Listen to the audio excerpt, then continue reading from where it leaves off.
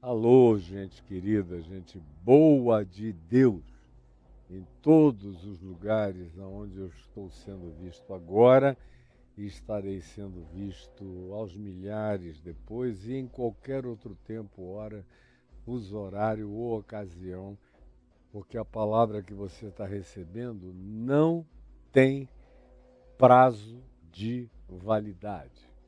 Ela permanece para sempre. Eu vou partir, eu vou me redimensionar na graça de Deus, mas essa palavra vai continuar abençoando você, seus filhos, seus netos e quem, sem preconceito com o tempo, venha a privilegiar os conteúdos imutáveis. Assim será, eu não tenho a menor dúvida disso. A gente está aqui no Evangelho de Mateus, do capítulo 1 para frente, desde o início deste ano de 2023, e eu ainda estou no capítulo 6, no verso 10, falando sobre o conteúdo da oração que Jesus, sendo solicitado, nos ensinou a orar, que ganhou esse nome secular, milenar, de oração do Pai Nosso. E hoje eu fiquei com um desejo de, antes de tudo, orá-la, conforme Jesus mandou, dizendo: portanto, quando orardes, orareis assim: Pai nosso, que estás nos céus, santificado seja o teu nome. Venha o teu reino. Seja feita a tua vontade, assim na terra como nos céus. O pão nosso de cada dia nos dá hoje. E perdoa as nossas dívidas, assim como nós perdoamos os nossos devedores. E não nos deixes cair em tentação, mas livra-nos do mal, pois teu é o reino, o poder e a glória para sempre. Amém. Foi isso que ele disse que a gente deveria orar, sem fazer disso uma vã repetição, porque o nosso Pai Celeste sabe de tudo que necessitamos antes que lhe venhamos a pedir. Ele sabe o de que temos necessidade. Então não useis de vãs repetições, como aqueles que na sua alienação acham que é pela muita repetição que eles vão cansar a divindade cansável e imporão a sua prece como uma determinação a ser atendida, porque o Deus a quem se ore não aguente mais ser lembrado desse assunto todo dia. Jesus disse: não, com vocês não será nesse nível.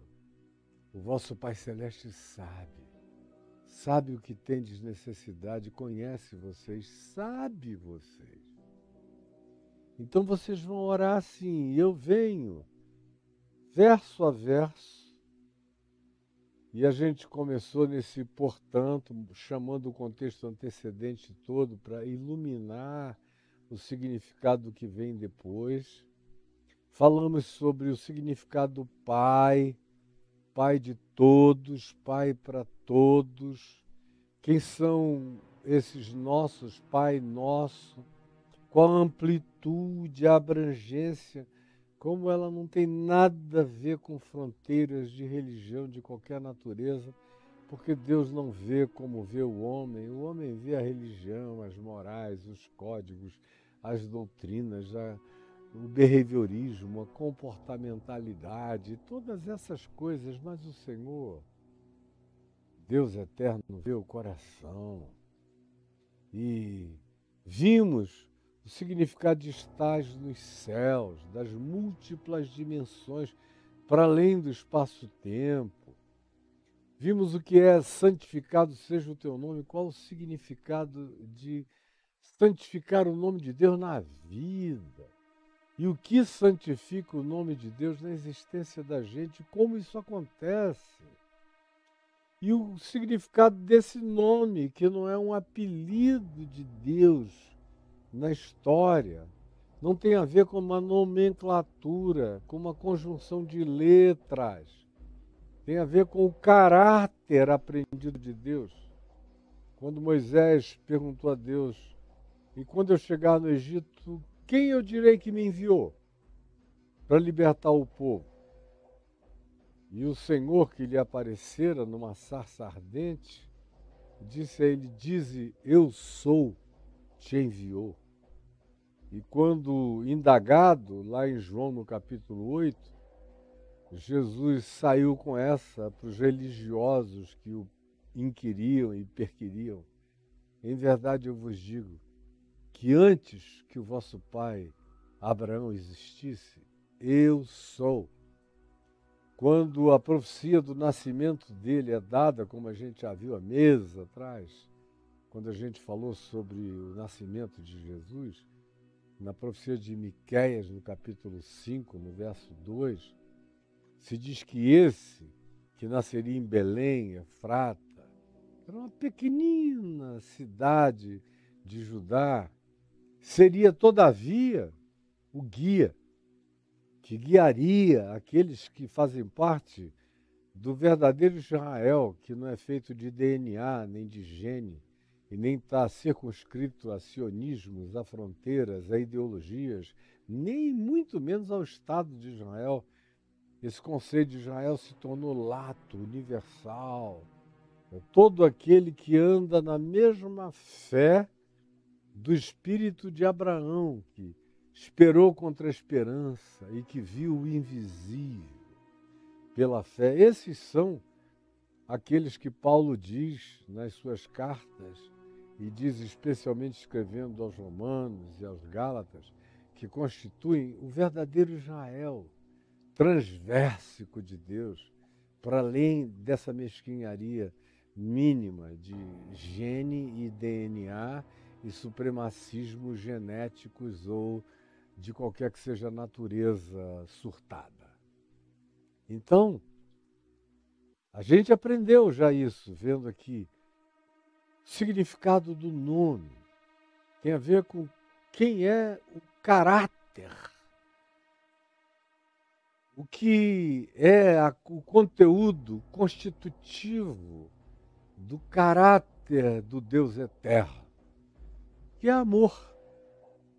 Por isso é que ele cuida, ele sabe, ele ama, e Jesus diz, ele faz vir chuvas sobre bons e maus, sol nasce sobre justos e injustos, ele não faz acepção de pessoas, como já vimos antes, pormenorizadamente, e estamos agora vendo o reino de Deus.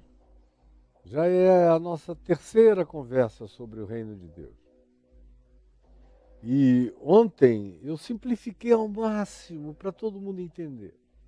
Eu falei de como eu estou vindo da viagem dos grandes compêndios de teologia aos quais eu me dediquei na infância do meu ministério, há 50 anos atrás, até aí chegando à conclusão de que a perda de tempo era horrível e a confusão jactante que se cria na mente das pessoas é horrorosa e que só faz criar véus espessos que atrapalham as pessoas a perceberem o significado básico, simples, mínimo, necessário, obedecendo o princípio de Jesus do E igual a MC ao quadrado do Evangelho, ensinado por Jesus quando disse a Marta, na casa da sua irmã e do seu irmão, Maria e Lázaro, dizendo a Marta, que estava cheia de muitas ocupações, Marta, Marta, tu te preocupas, tu te afliges e te inquietas com muitas coisas. Pouco é necessário, ou mesmo uma só coisa. Maria, pois, escolheu a boa parte, e esta não lhe será tirada, esta não lhe será tirada. Não lhe será tirada.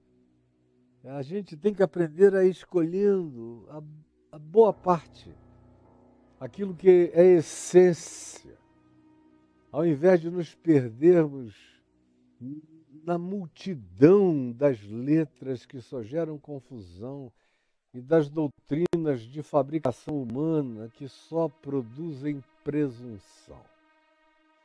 Então, repetido isso, que tem que ser dito de vez em quando, porque a tentação desse engano, a tentação teológica e a tentação da suposta presunção do saber teológico como substituto da experiência de Deus é uma coisa demoníaca.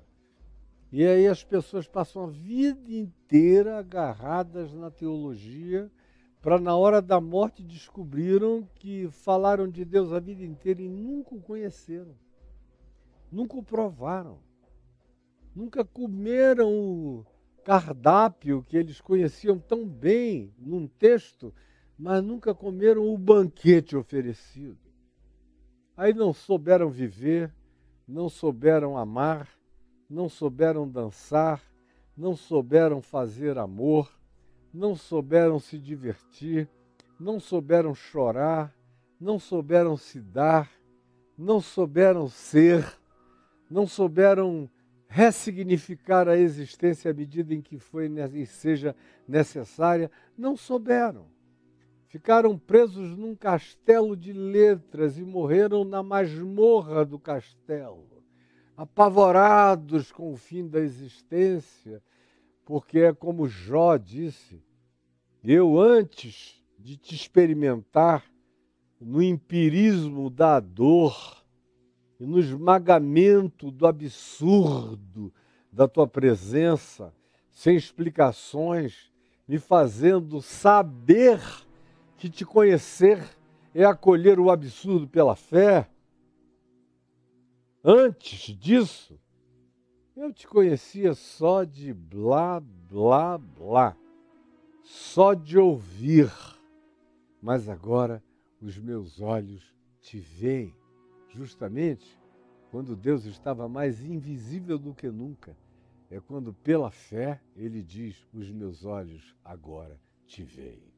Esse é o paradoxo que tem que se instalar na gente, para que na invisibilidade absoluta, na indisponibilidade absoluta, na inexistência absoluta de Deus para efeitos de comprovação, de apologia demonstrativa, quando a gente atinge esse lugar de vazio e de desistência, aí a gente encontra a rocha firme da travessia do abismo pela fé, pisando com essa consistência inabalável, numa fé que parece que a gente enfia a mão para dentro, a gente pega e apalpa de tão real e concreta que ela é. Mas o que a gente viu ontem foi sobre o significado do reino de Deus, como ele é e está presente em todas as camadas de todas as existências, aonde tudo se harmoniza a ele. Desde as coisas cujas harmonias obedecem às leis naturais, até a crescência da evolução das existências, ganhando consciência, não só nós humanos, mas em todas as dimensões, em todas as ambiências, aonde o processo de consciência existe, neste ou em qualquer outro universo. E aonde esse processo de consciência traga a sua submissão alegre, feliz, harmônica e deleitosa na experiência do amor e da bondade de Deus. Aí está plantado o reino de Deus. É a partir daí que se expande o reino de Deus, quando isso tem a ver com consciência e não com as leis da criação. E aí eu dei alguns exemplos e terminei ontem dizendo que hoje eu iria concluir, para a gente poder ir adiante na oração do Pai Nosso, dizendo: faça-se a tua vontade, assim na terra como no céu, que é o que eu espero começar a falar no dia de amanhã. Mas eu disse que no dia de hoje eu falaria sobre o que normalmente engana as pessoas. De onde vem a nossa ideia de reino de Deus? De onde vem? Na realidade, a nossa ideia de reino de Deus sempre foi microcéfalica. A gente está sempre tentando reduzi-lo. A gente está sempre naquele esforço permanente de dar uma concreção de palpabilidade, como se fosse uma pedra, uma coisa que a gente pegue, a gente manipule, a gente bote para lá ou para cá, como se fosse um objeto que a gente declara sagrado, sacro. E eu tenho dito inúmeras vezes, há anos, para quem quer entender a diferença filosófica, teológica, sutil, epistemológica entre o sagrado e o santo. O santo é. E é Deus quem o torna. Agora, o sagrado é o que a gente determina. Eu posso determinar que isso é um cálice sagrado, mas é uma determinação minha. Ele pode não ter absolutamente nada de santo, mas eu simplesmente criei um fetiche para mim e para você. O sagrado é a fetichização dos objetos, das coisas, dos lugares, dos dias, dos meses, dos anos, dos ritos. Esse é o sagrado. E a gente tenta circunscrever o reino de Deus ao sagrado, ao batismo. Sim, se o indivíduo não for batizado, ele não entrou no reino de Deus. Batizado com água, que em casa está cheio de água. De vez em quando eu batizo alguém em alguma dessas águas aqui de casa. Mas geralmente eu batizo pessoas que já são do reino de Deus. Porque a definição reformada do significado do batismo é muito, muito boa. Quando ela diz que o batismo com água em água é apenas o sinal visível de uma realidade invisível e transcendente que já tem que estar plantada na gente. Primeiro, eu sou batizado com o Espírito Santo, quando meu coração se enche de fé no amor de Deus e na presença de Deus e na habitação de Deus em mim. Eu sou selado com o Espírito Santo da promessa. Eu nasço de novo, eu sou regenerado. Eu acolho a nova criação para o surgimento do novo homem, da nova mulher, da criatura interior que vai experimentando a gravidez de Deus em mim. Como eu disse ontem, o reino de Deus se estabelece como gravidez de Deus na gente, crescendo todo dia. E aí não fique só com a minha frase, fique com as explanações que estão todas gravadas à sua disposição. Agora, o reino de Deus sofre nas mãos dos humanos, como tudo mais que diz respeito a Deus, incluindo o próprio Deus, de um reducionismo patético, ridículo, porque nós temos esse olhar petrificante, nós temos esse olhar totalmente necessitado de materializações, de dizer: eis o cálice sagrado, o santo grau sagrado. Nós temos necessidade de uma arca da aliança sagrada. Nós temos necessidade de um templo sagrado. Nós temos necessidade de um ministério sagrado. Nós temos necessidade de ritos sagrados. Quando a gente vê no Evangelho, a palavra sagrada não é usada nenhuma vez. E o que é santificado por atos, por gestos, por olhares, por posturas, por atitudes. E Paulo não diz todas as coisas são sagradas para os sacros. Paulo diz: todas as coisas são santas para os santos, e sagrado e santo não são a mesma coisa, nem na língua portuguesa, nem no grego, nem no hebraico, nem em lugar nenhum do mundo. Só para você que ficou viciado nisso. No Evangelho, você não tem a montanha sagrada. O Monte Sião não é sagrado. Você não vê uma vez Jesus dizendo: vamos até o Monte Sião, que é só um montezinho. Aqui, até em Brasília, que não tem montes, tem muita coisa infinitamente maior do que o Monte Sião.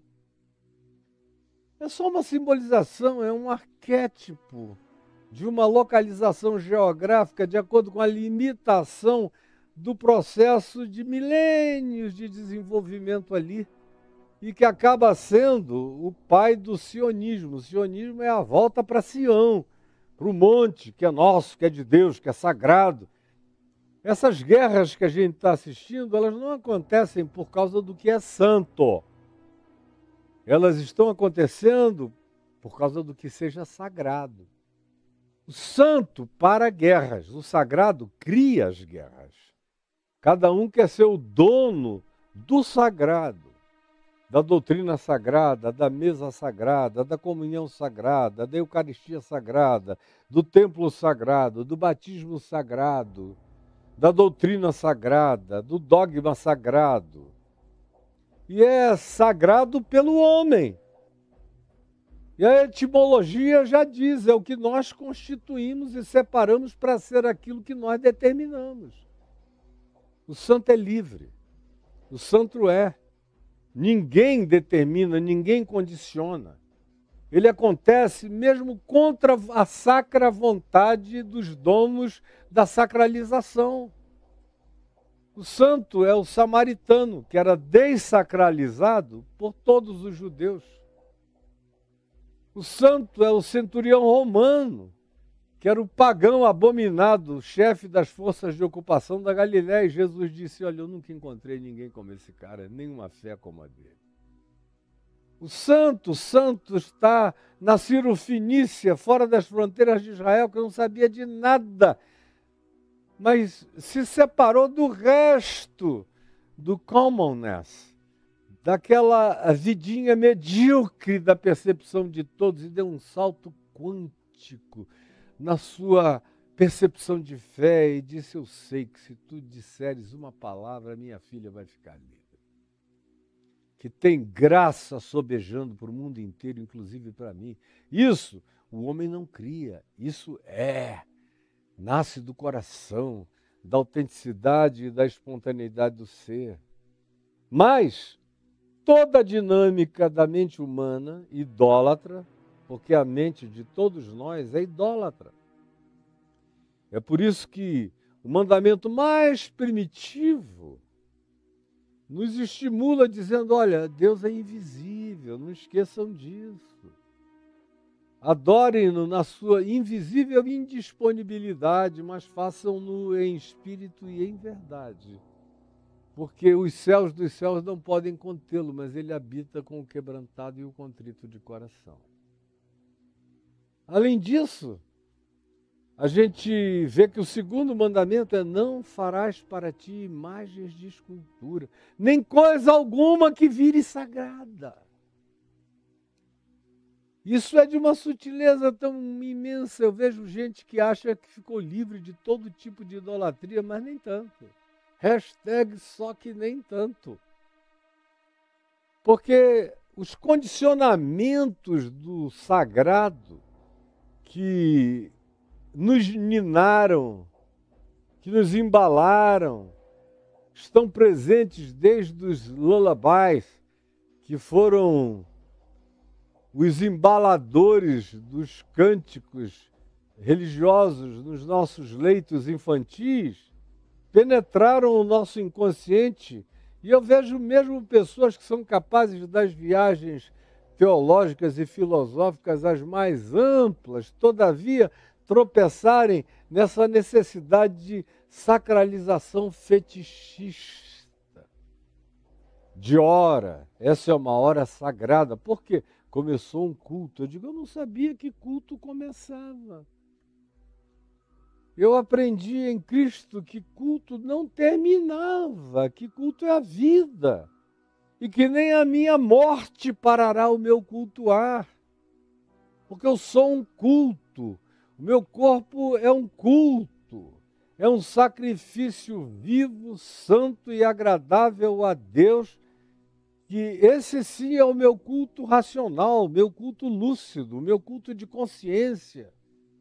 É o culto da lógica da minha vida, que sabendo que Deus é amor, se entrega ao amor como consequência lógica dessa percepção que se instalou como uma revelação em mim. E é por causa disso que todo o processo, não de sacralização, mas de santificação, cresce em mim. Porque se instala na minha mente. Eu entrego a minha vida, o meu processo todo, a minha corporificação, a integridade, a integralidade encarnada do meu ser, a me tornar esse culto ambulante, consciente e lúcido, o tempo todo. E aí, como é um culto racional, a minha razão submissa ao reino de Deus, submissa ao Evangelho, que é o conteúdo do reino de Deus a ser praticado por mim e por você, a minha consciência, assim, transforma a minha mente.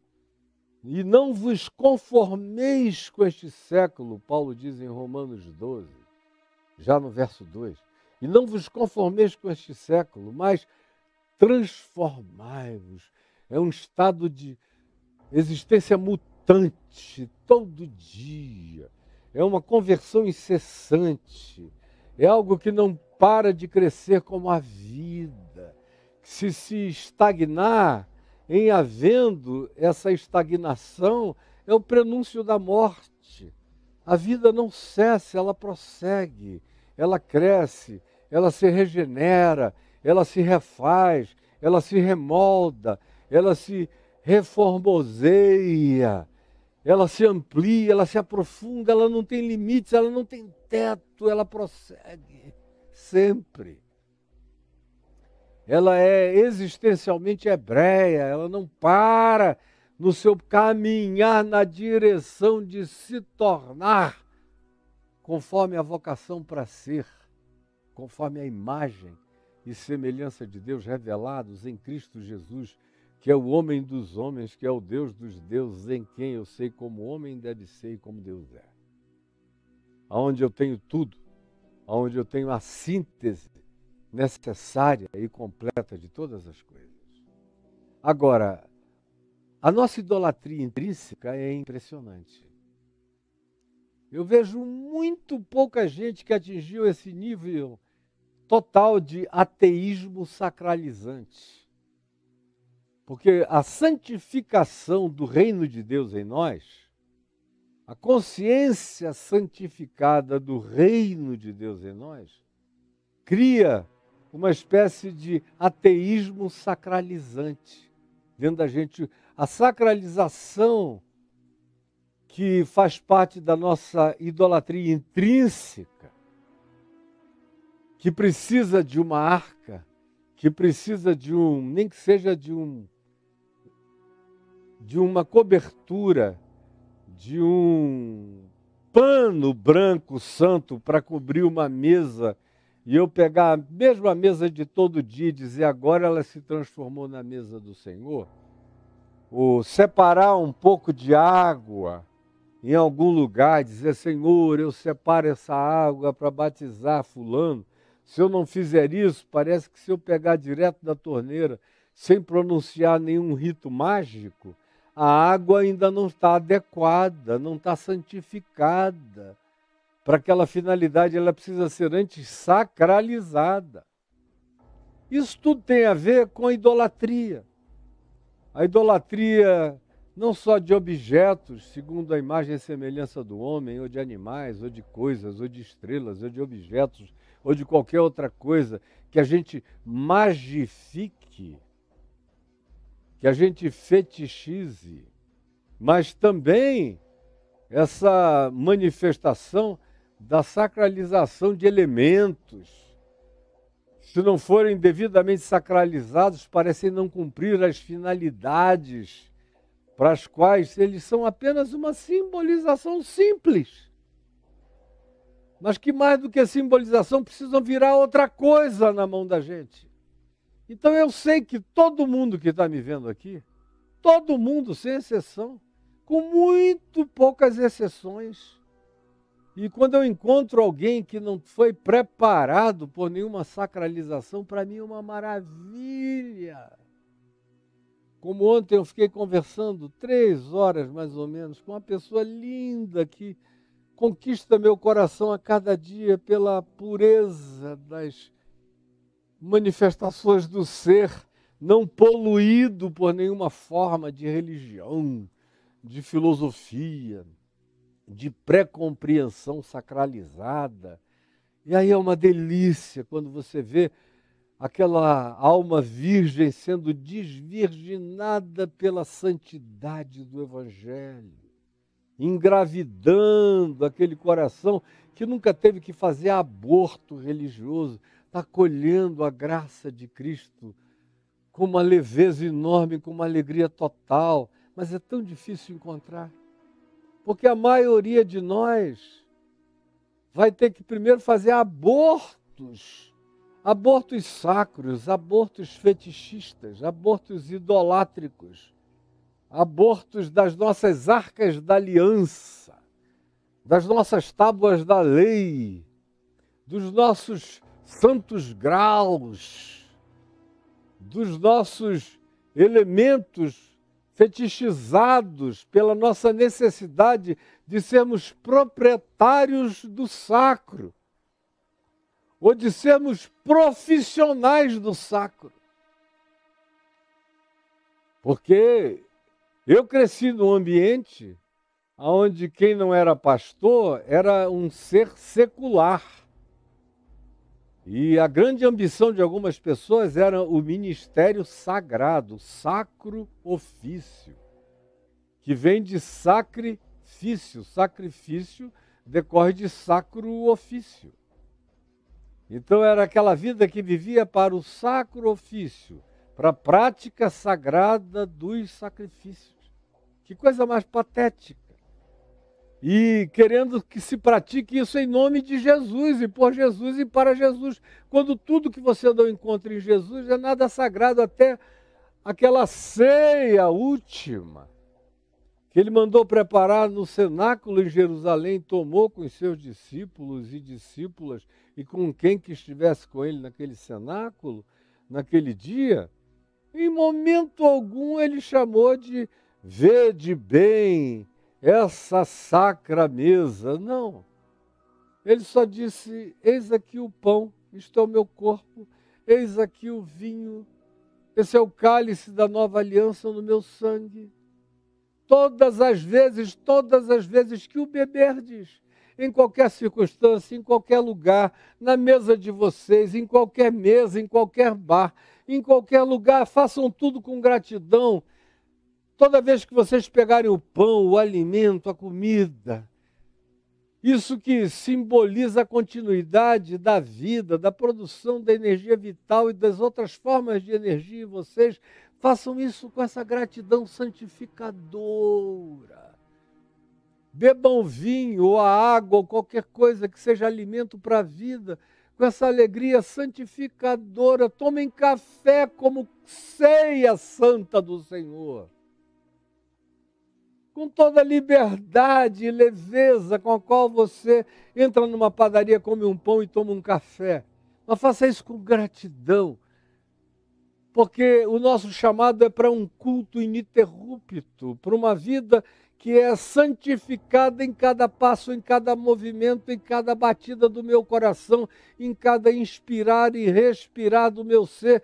Enquanto eu durmo, até no meu inconsciente, eu estou nesse processo de santificação do meu ser em Deus. Não há nada, em tempo algum, em mim que possa fugir desse processo santificador do reino de Deus, crescendo e se engravidando em mim, pois se eu subo aos céus, lá estás. E se eu faço a minha cama no mais profundo abismo, lá estás também.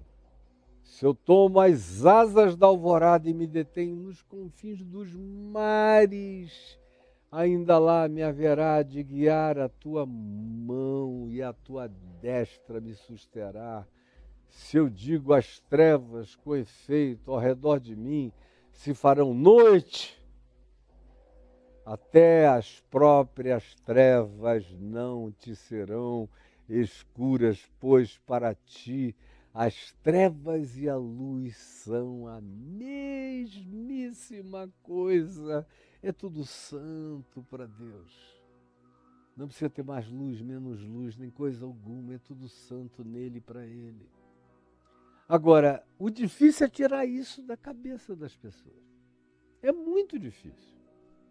E eu estou falando isso a partir das melhores experiências, com as melhores pessoinhas, as mais queridas, que têm no coração essa decisão e essa disposição de se tornarem conforme essa minha exposição vem sendo feita para vocês. Mas mesmo assim, esse elemento latente está lá. E às vezes inconscientemente pulsante dentro da gente. E a gente não identifica. E não identificando, a gente entra num estado de reducionismo, apequenante do nosso ser. E eu verifico. Porque eu vejo como o limite de pensar é estreito. Como o teto existe. Eu vejo até pela temática que as melhores pessoas entre nós elegem. São bonitas, mas ainda são reducionistas. Porque não tem jeito. O santo abre a minha cognição indefinidamente. O sagrado determina, diminui, exclui. Por mais que eu creia que eu sou inclusivo, não sou tanto assim. Difícil, como eu disse, é tirar isso da gente. Essa é uma coisa complicadíssima. Porque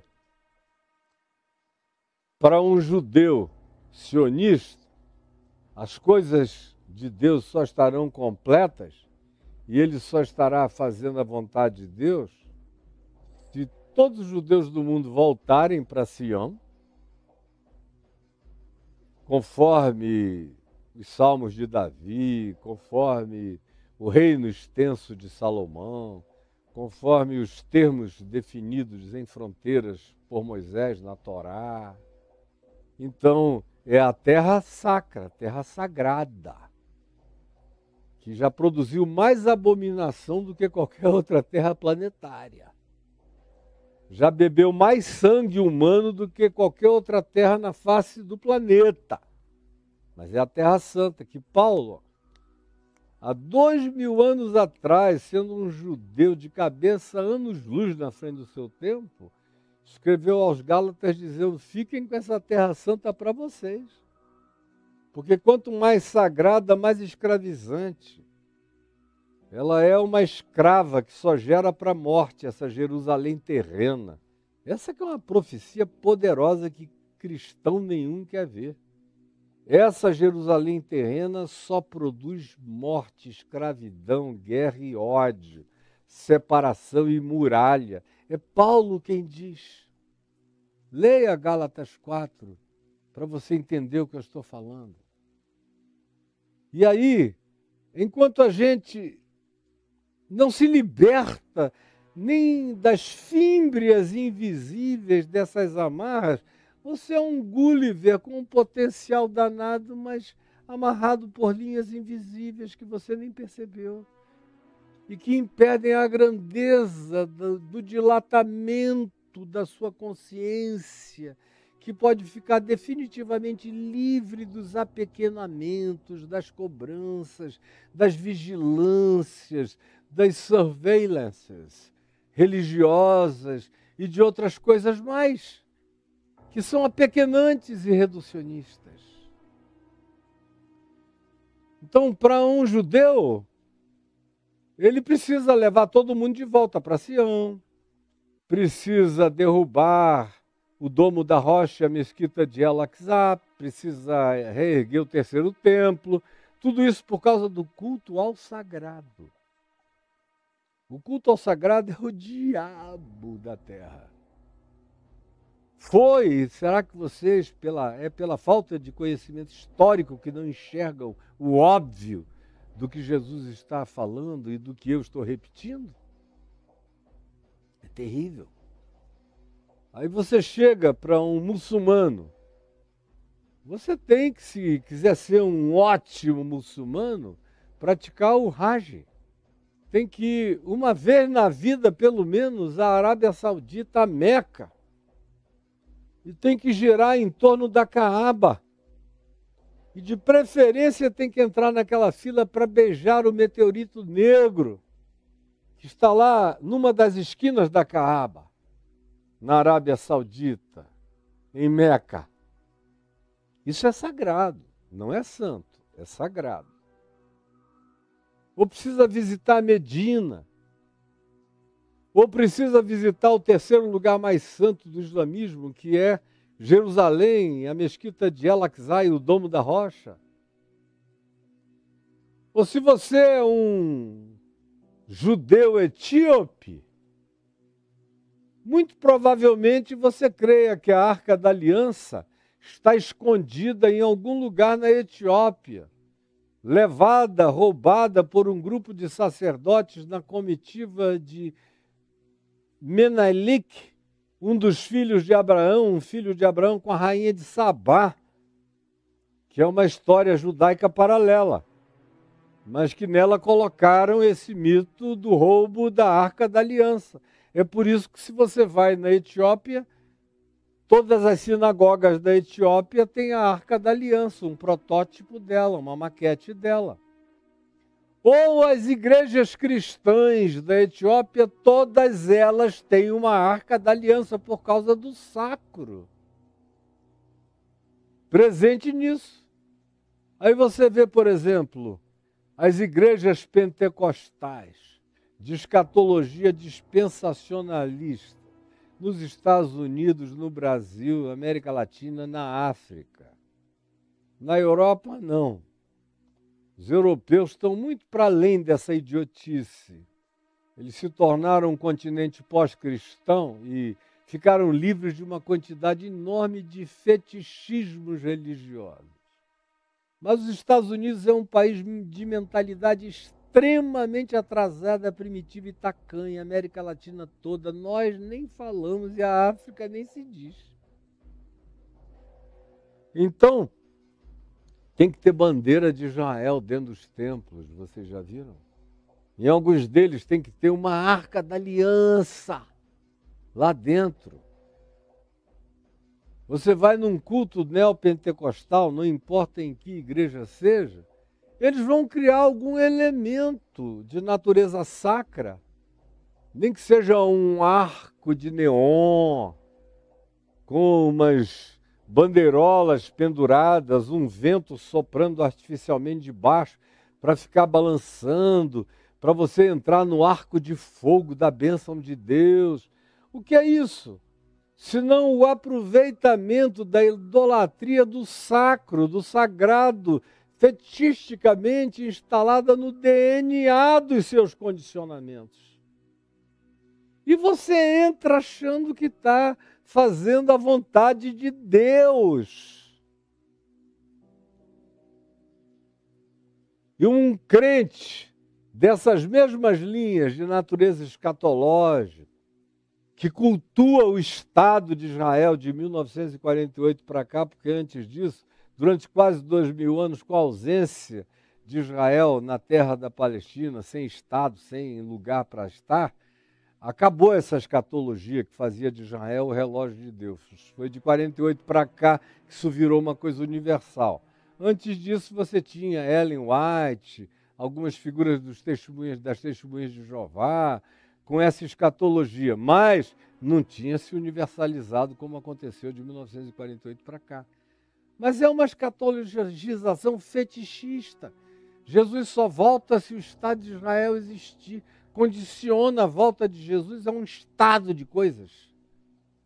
e que tem a ver com um estado mesmo, para as coisas e de coisas, o que é totalmente uma concreção fetichista idolátrica, que não deveria caber em mais ninguém, em nenhum de nós. Depois que Jesus respondeu àquela mulher de Samaria, lá no Evangelho de João, no capítulo 4, quando ela lhe perguntou: Senhor, onde é o lugar do sagrado, onde se deve adorar, onde é o lugar? Porque na cabeça de todo mundo, Deus tem um lugar, Deus tem o sacro, Deus habita o sagrado. O sagrado está imantado por Deus. O reino de Deus, portanto, circunscreve uma determinada manifestação do sagrado, porque a alma pagã precisa de concreções, de pedras, de materializações, para sentir um conforto.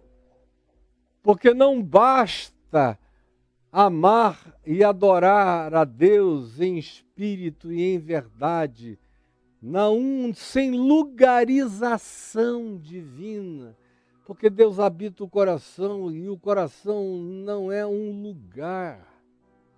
O coração humano é onde Deus colocou a eternidade não se lugariza. É um estado que transcende a qualquer materialização, é uma dimensão de natureza eterna que me habita. Aí é o lugar do santuário de Deus em mim, porque os céus dos céus não o podem conter, mas ele habita com o quebrantado e o contrito de coração. Deixa eu repetir outra vez, incansavelmente. E aí, se você pega qualquer outro grupo,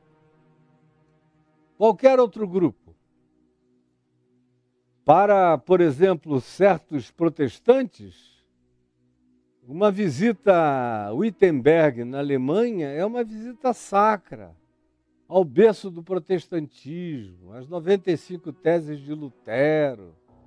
Um católico quer visitar o reino de Deus no Vaticano. Se ele beijar a mão do Papa, foi como beijar a mão de Deus. Porque a sacralização é a idolatria vestida com outros nomes, com outras caras mais amenas, é mais mild. Mas não deixa de ser a idolatria vigente, latente, presente, dissimulada na gente. E a multiplicação desses exemplos é infinita. Se eu deixar o ambiente das 3 religiões monoteístas e enveredar pelos outros âmbitos, aí, meu Deus, isso não tem fim, porque o mundo vive do culto aos elementos palpáveis, sacralizáveis, como as montanhas santas. É o Monte Sinai. O cara chega no sopé do Monte Sinai, no deserto do Sinai, e quer subir. Idosos, cardíacos, quase morrendo, querem subir o Monte Sinai. E nem o Monte Sinai, aquele monte que está lá, é. O Monte Sinai está na Arábia e não está disponível para visitações. Já tem alguns anos que a arqueologia sabe disso.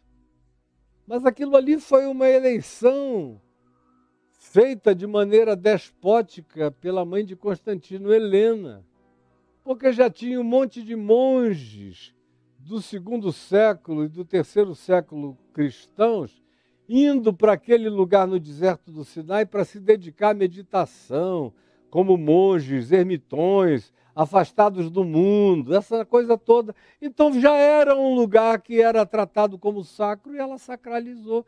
Como tem um monte lindo, um dos mais bonitos, 2.300 metros de altitude, lindo, lindo, lindo, lindo, lindo, com pedras multicoloridas, é um lugar maravilhoso para se subir para quem tem saúde.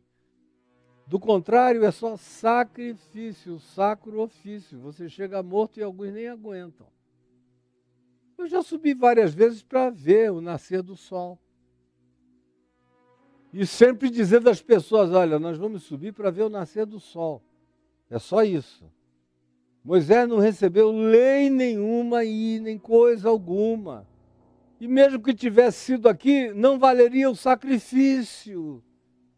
Porque a gente não vive de tábuas de pedra, a gente vive do mandamento do amor inscrito no nosso coração pelo Espírito Santo, pelo Evangelho de Jesus.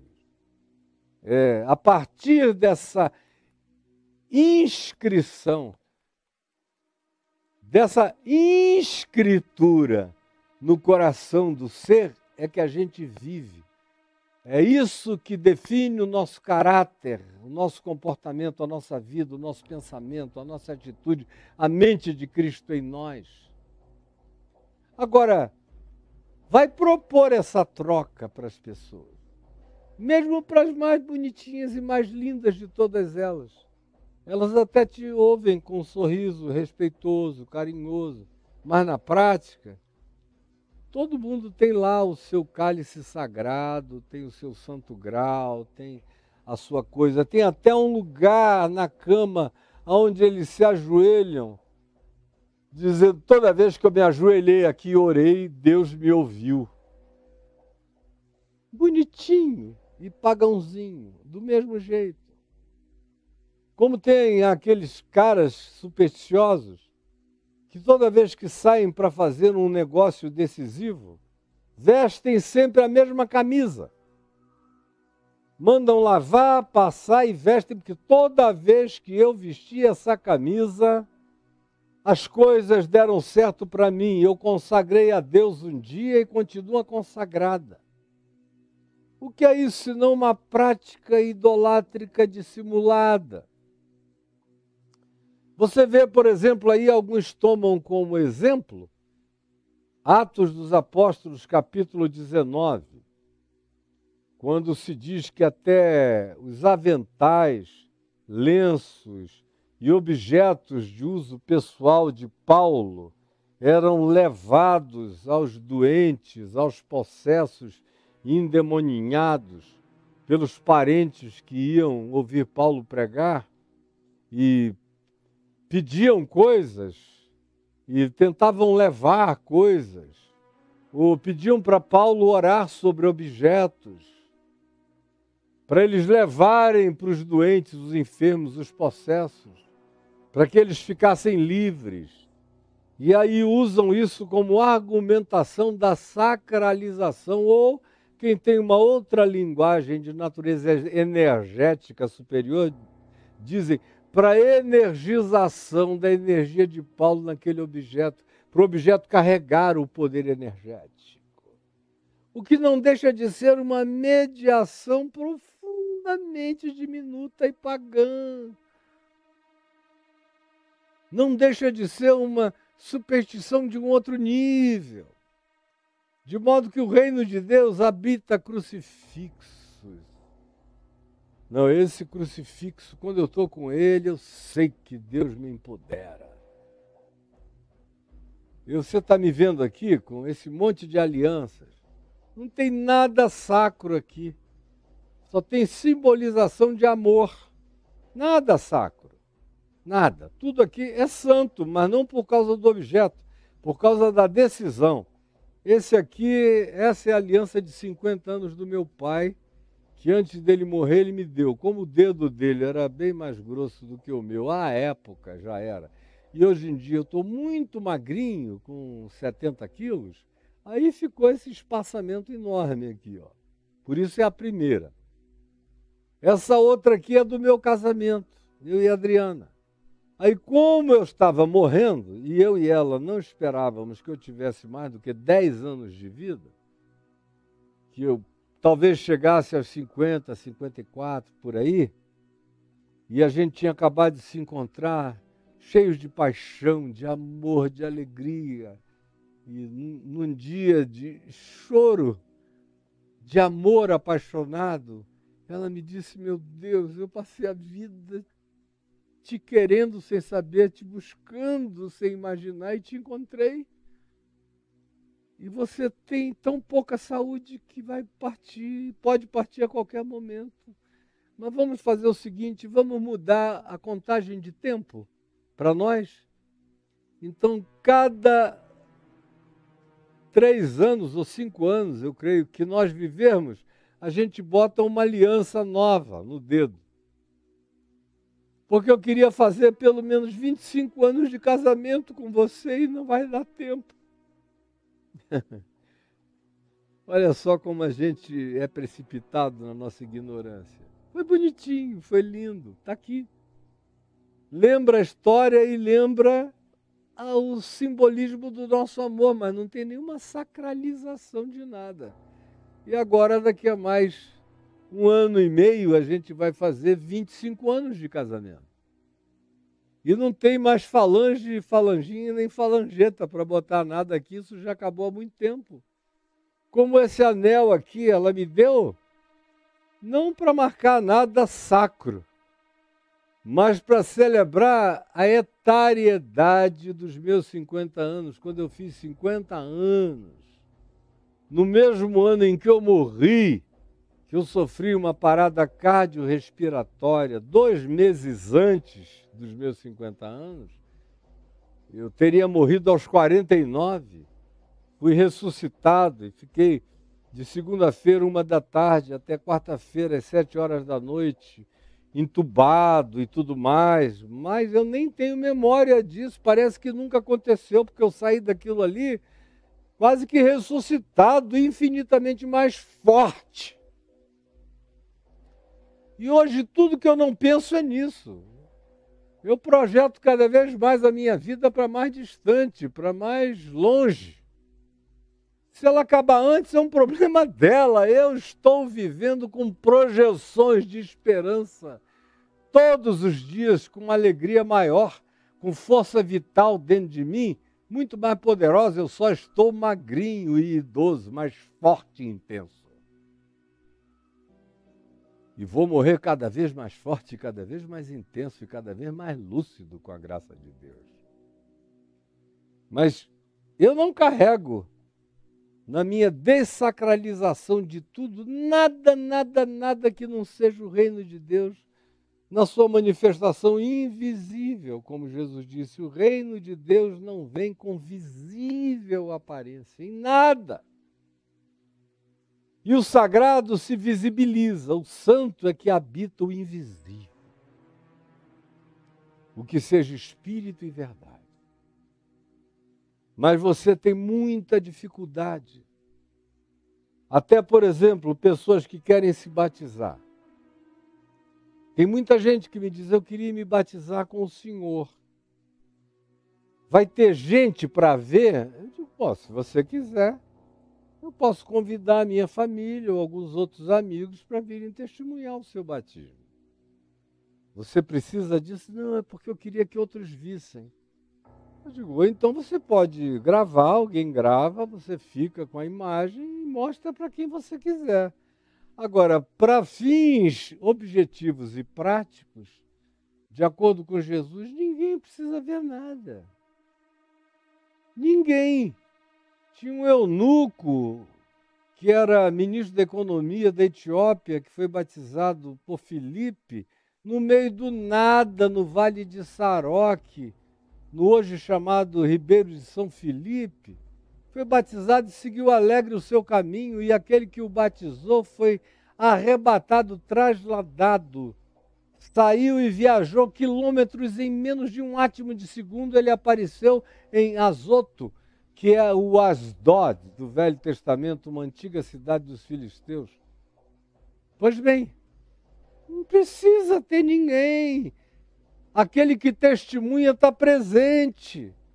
Aquele que te habita é o que está presente.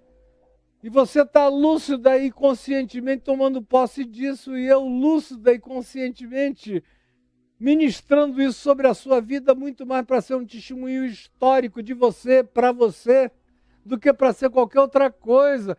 Com uma nuvem de testemunhas invisíveis imensa, mas você não precisa reunir uma multidão para dar valor e significado a isso. Se quiser, sim; se não quiser, não precisa. desde que seja feito de todo o seu coração, desde